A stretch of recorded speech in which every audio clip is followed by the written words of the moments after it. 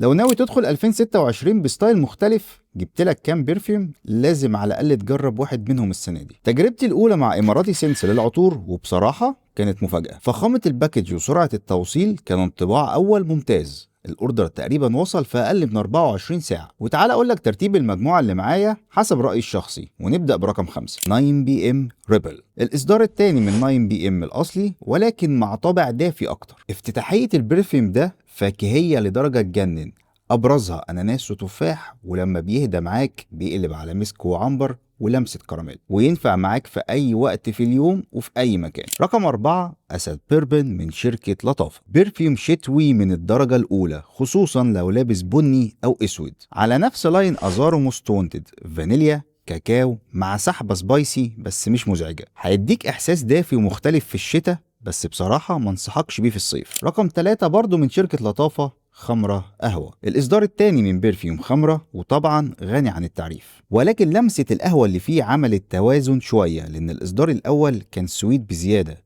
وكمان اديته طابع رجولي أكتر. فلو أنت من محبين خمرة بس قافش شوية في حتة اليوني 6 زي حالاتي، ده هيكون اختيار مناسب ليك جدا. رقم 2 هيستوريك صحارى، قنبلة شركة أفنان في 2025، وعلى نفس لاين السائر من ديمارلي اللي واخد جايزة أفضل برفيوم في السنة. البرفيوم ده يا جماعة عامل قلق في العالم كله، مش في الوطن العربي بس، وكل مراجعين العطور الأجانب اتكلموا عنه. البرفيوم ده هيديك كريمة وسينابون وكراميل مع توابل سبايسي وما تفهمش عاملهم ازاي.